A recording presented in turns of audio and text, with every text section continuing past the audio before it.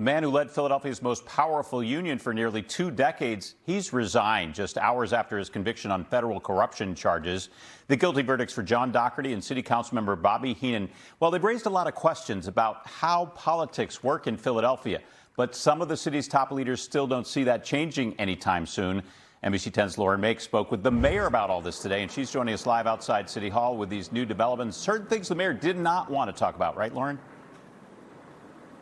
Yeah, Jim, and you will hear those in just a moment. We do know tonight, as you mentioned, how this trial, at least some of how this trial will affect the union IBEW Local 98. John Dougherty stepping down, the union's safety director, Mark Lynch, taking his place as business manager. But when it comes to City Hall, there are questions about what changes may or may not happen.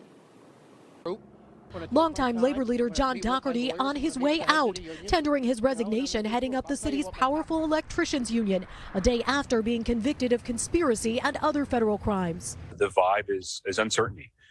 There's going to be a power vacuum. Mustafa Rashid is a Democratic political consultant based in Philly, today talking to us from Harrisburg. Are they talking about this in Harrisburg? They absolutely are, yeah. And I'm sure they're talking about it here in Harrisburg. I'm sure it's being discussed in Washington, D.C. as well. Local 98 IBEW is one of the most powerful unions in the United States.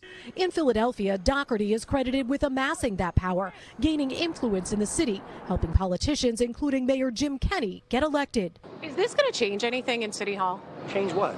Is it going to change the way people operate? Is it going to change the influence that outsiders have at City Hall? Outsiders have influence all the time.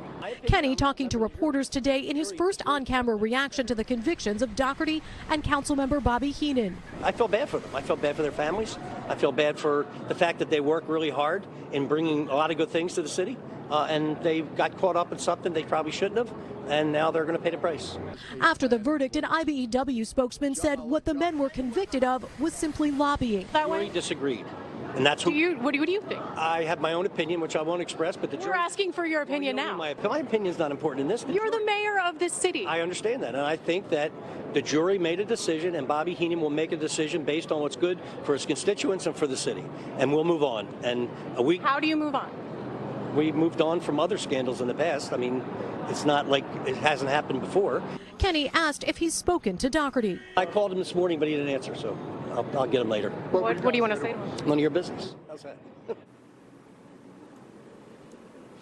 So when it comes to City Hall, one of the big questions is what happens now with Councilmember Bobby Heenan. He has to resign by the time of his sentencing, which is in February, but he could keep his job until then.